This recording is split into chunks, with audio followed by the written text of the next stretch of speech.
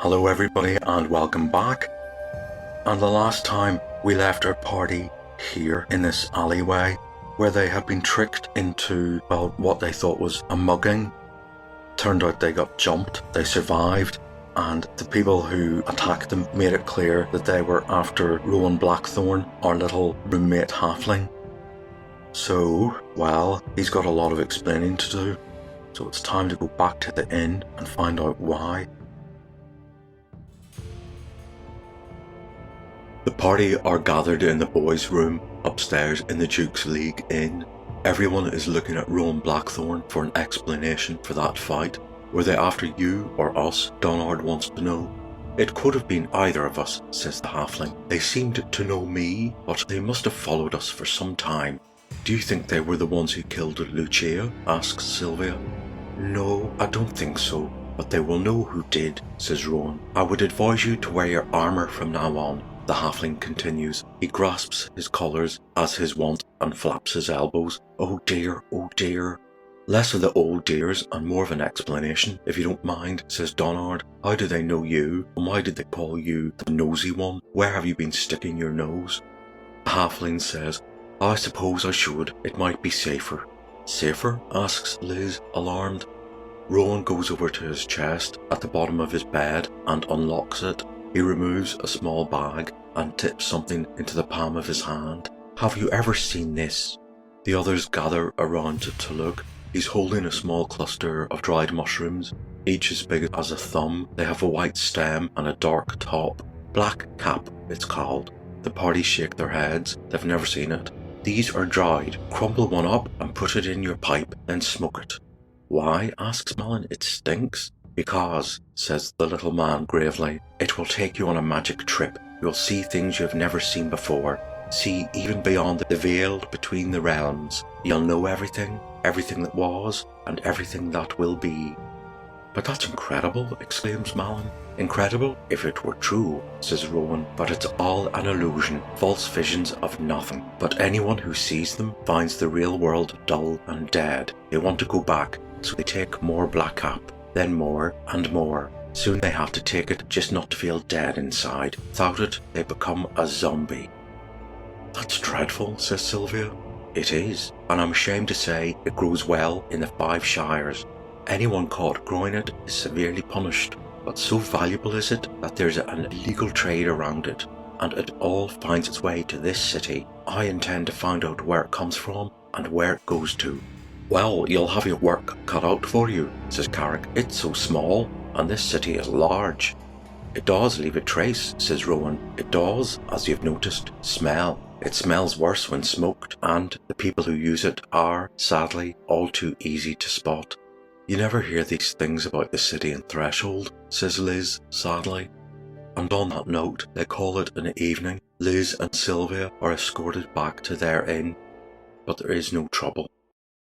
Right, the next morning, on what is the 3rd day, everybody is meeting outside the Splintered Diamond where Liz and Sylvia are staying.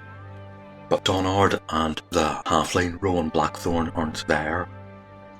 When Liz asks why, where is he, Malin and Carrick explain that Rowan had a visitor and he seemed to be a constable from the Nest, which is the slums. And they had a conversation. Rowan came back into the room and said he had something that Donard might be interested in looking at. Donard took him up on the offer, and both of them went off together into the Nest with the constable, and we'll see what Donard got to later. So, now Sylvia and Carrick want to go to the foreign quarter. I don't have the foreign quarter on my map. It's out of the city gates, and it's here. And that is where most of the dwarves and the elves live. And they want to go there to be amongst their own kind and to maybe buy some things which will remind them of home, food, drink, things like that they haven't seen in some time. So that leaves Liz and Malin together outside the inn here. And Malin says to Liz when they're alone, come back to my inn, there's something I want you to do.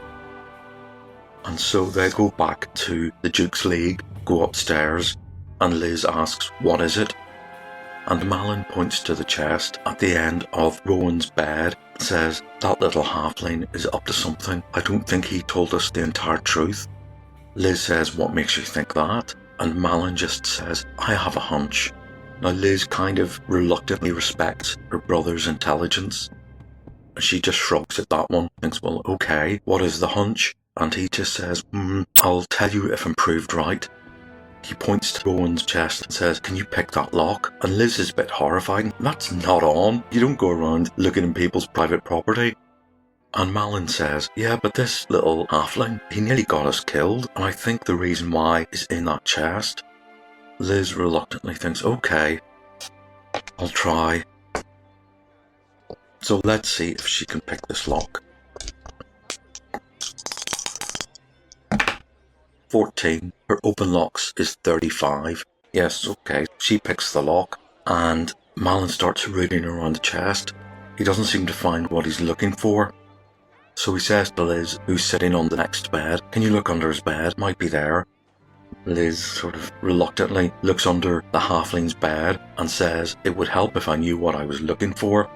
But anyway, Malin slams the lid of the chest shut and says, "Yeah, it's not here." Again, Liz asks, "What?" And Malin says, "Oh well, I'll tell you later. Let's go shopping." And Malin has known over the years that's enough to get Liz to change her mind. And Liz says, "Oh yes, let's." So they make their way out of here, and they decide to take this large street here, which is not named. They pass by this massive church, and this is the Great Church of Traladara, and it does look magnificent. Apart from the Duke's Palace at the top of the hill, this is probably the largest single building they've ever seen, so they stand and gawk at that. Obviously they stand out like tourists. There are a lot of tourists who came for the festival. They continue on along here,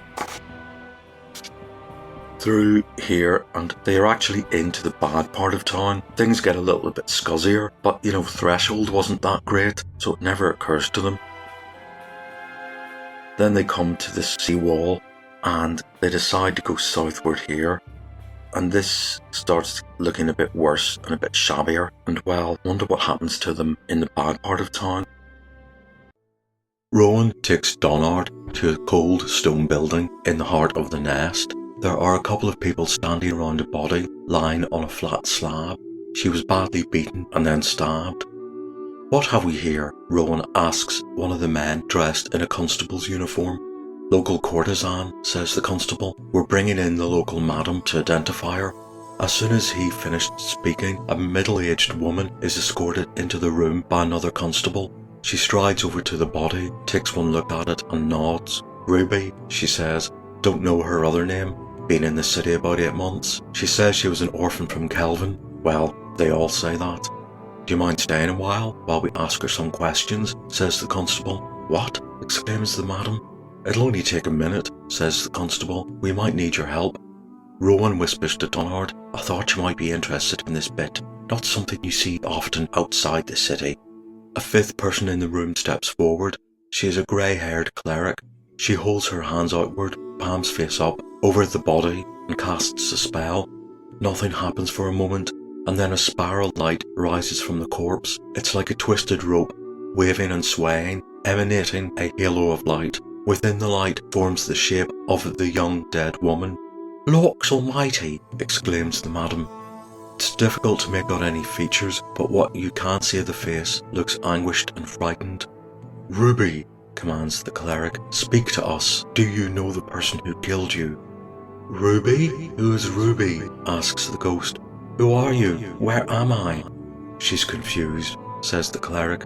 "Usual after a violent death." "Who did this?" she commands again. "I don't know," says the ghost. "Masked faces. Who are you? Help me." The cleric sighs. She relaxes her arms and the spirit fades. "It would have helped if we had known her name," she says. She turns to the madam. "Don't look at me," madam says. "That's the name she told me. They're all called Sapphire and Crystal and Topaz when they show up. Never one called Jane or Morag amongst them." "But this poor wretch called herself Ruby?" the constable asked. The madam nodded in confirmation. "Well, "Thank you, matriarch," the constable says to the priest. "Apologies for wasting your time." "Not your fault," says the cleric. "I'll leave you to do the dirty work on the streets. Don't hesitate to ask again." She leaves. "What did you think of that?" Rowan asks Donard. "Not a use I thought of for divine magic," says the cleric. "I hope not to live in this city and be called on for that." The halfling turns to the constable. "What next? Walk around, ask questions, be laughed at and find nothing?" The constable nods. "That's about it. And this poor wretch will get buried in a pauper's grave, and no one will know she's gone." Donard looks at the body of the courtesan. Fate is never fair. This poor wretch could have been born into a different life. All it would take is some fine clothes, a better way of speaking, and a good school, and she could have been Lucia Vorloy, living in luxury instead of squalor, selling herself to survive. "Yet, my grim friend," says Rowan, "fate has balanced the scales. They both met the same end." Donard is around here somewhere. Liz and Malin are around here, and, well, the nest starts looking a bit scummy. As they look down these little streets, they do look really filthy. I think the term we would use is a shanty town.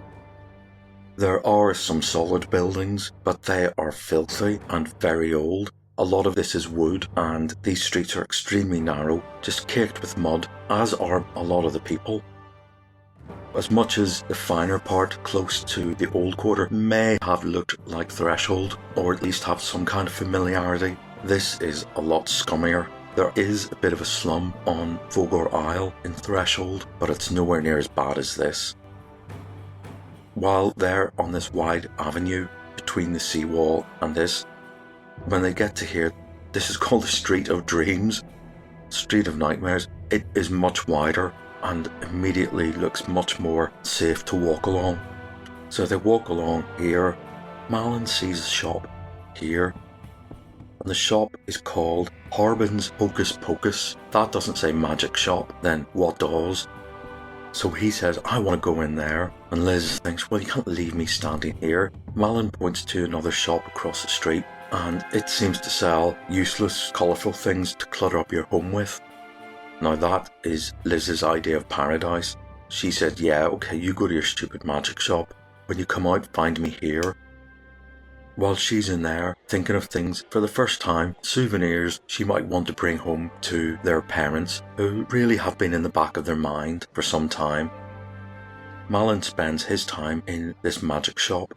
Liz comes out of here, and oddly enough, Malin must have walked across the street to this place while she was in here, because she sees him coming out of this shop, and this is called the House of Many Smokes. She doesn't really register the name because the name would have been on one of those little hanging signs, and the angle of the hanging sign can't be read from across the street. It can be read as you go along the street. Now Malin looks at her alarmed, and he steps back into the shop doorway and casts Shield. Now what Liz doesn't see is two men have come up this street here. They see Liz and they draw their daggers, and Liz walks out here. The sound of that spell casting takes her attention, and as soon as that happens, these two men draw their daggers, grab Liz from behind and drag her back into this street here, and Malin runs after her. Right, Liz is dragged into this filthy little street here, and Malin comes running down it as well. She's thrown into the mud, and she's given time to pick herself up. In fact, she's hoisted up under the arms by these two guys here. This one seems to be the leader. He's a bit bigger and tougher, and he says, "We paid you to work for us, not for that halfling. What do you think you're playing at here?" Now Malin immediately runs down here, and they stop speaking and look at him, and they say, "Who's this?" And Liz says, "Run," but Malin says, "No way, let her go." All four of them draw their swords, and they march on Malin. So Liz has nothing else to do but draw her sword and join the fight. These are four thieves. These are level 2, that one's level 3. Their hit points were really quite miserable, as is their armor class. Malin has cast shield, his AC is 4 and he's got a dagger +2. Liz has a short sword +2. I'm hoping, again, this will be a reasonably balanced fight. So let's roll for initiative. And we get initiative. Right, they're obviously approaching Malin, wondering what's going on. Is he going to cast sleep? Well, that would just end the fight. He's too flustered over the fate of his sister to have a clear mind to cast sleep. So he whips out his dagger +2 and goes for this guy here. Now Malin's Thaco is 17. And he misses. Right. Liz has to defend herself. So she goes for that guy. Oh, look at that. And with one stroke, her Thaco with the short sword +2 is 15. And with one stroke, she does 5 damage and wipes out this guy. Their turn. I'm going to do this thief on Malin, who misses. I'm going to do this one, the chief, who's on Malin. And he misses badly. And this one is on Liz. Oh boy, and he does 1d6 +1 damage. I've given them all some kind of strength bonus. And that's 3 points off Liz. She's down to 16. Round 2. And it's mutual. I'll do them first. This one here on Malin. Oh boy. And he does 7 damage. Malin is down to 4 HP. I don't like those orange dice. I'll do this one on Liz. And that's a miss. And I'll do that one on Malin. Oh, yo. And that is a really bad miss. So that's their go. Right. I think Liz needs to save her brother. Ah, yes, and again, she hits and does 4 damage, and that is, oddly enough to kill that guy. And Malin is going to try and attack the chief. Oh, excellent. He does an automatic hit, but he only does 2 damage. He gets a -1 for his weakness. So that is 2 hit points off the chief. He's down to 9. It's round 3. And it's mutual again. Right, that's pretty obvious to the chief that Liz is the dangerous one. So he's going to take a swipe at her. Boy, and he does 4 damage. She's down to 12. I'm kind of glad I changed targets there. That would have killed our mage. And this one comes up. And he hits and does another 4 points of damage. She's down to 8. Our go. Liz, again, hits AC 1, does 7 points of damage, and she takes the chief down to 2. Malin. Ah, yes. I love the way that was going to roll into a 2, and then it decided to flip back into a 20. Sweet. Right. And he does max damage, that's 6 points, -1 is 5. The chief is dead. And that leaves this little guy here, and it's round 4. And we get initiative again. Right. Liz misses.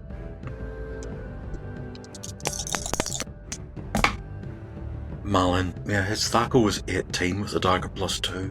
Goes to 17 because of the +2, then back up 18 because of -1 strength. He hits AC 7. They have AC 6. So he would have killed him. Right, this guy's go. He's gonna run. And our party are damaged enough not to try and run after him. And he runs away and he shouts out, "We won't forget this, you and your brother." And that leaves Liz and Malin in this really dirty alleyway, rather injured, and they're going to go back up to the main road.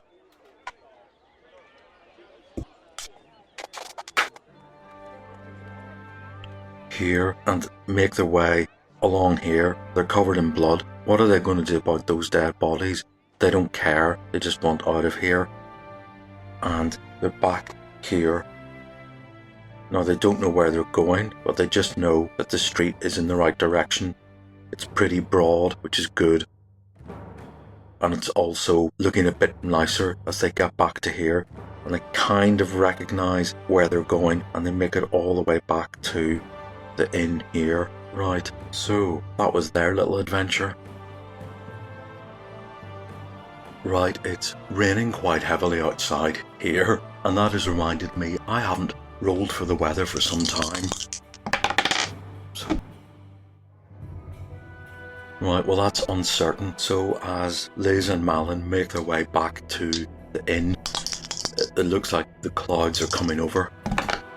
That's rain. Yeah, so they're experiencing the same kind of drippy wet weather that I'm experiencing. What an afternoon. They got back to the inn. Donard is there already. Well, he's alarmed at the state of them, so he immediately uses the Staff of Healing and his Cure Light Wounds on them. Carrick and Sylvia come back, and they have had a really great day. Their backpacks are filled with food, knickknacks, drink, all from the Dwarven and Elven realms, and they had planned to suggest everybody eats in the room tonight, and they were going to treat everybody to a Elven and Dwarven feast. But they're shocked at the state of Liz and Malin even after the healing. Of course, everybody wants to know what happened, and they explain the mugging and how it seemed to be tied into the earlier event where Liz and Sylvia were given a bag of gold outside their inn. They ask Donard about his day, and he talks about how he went to see a coroner in action, and he's never really known the coroner as a job that could be offered to a cleric. It was an interesting day. And it's Sylvia who remarks that there was a remarkable similarity in the description Donard gave of the dead courtesan and Lucio Vorloi. They both seem to have been killed in the same way, and that starts everybody thinking, were they both killed by the same person? And if this person is killed twice, will he kill a third time? And I think the decision is made that things are going badly wrong here, and in order to get some kind of lead into putting things right, we're going to go back to the Goodwife Thanatos' cellar and see if we can find out more about the original murder. Because the guys we saw burying the body, they had to get into the basement somehow, and we think we might try and find their trapdoor that they used to get in. Well, I'll leave it there for today, and I'll see you all next time.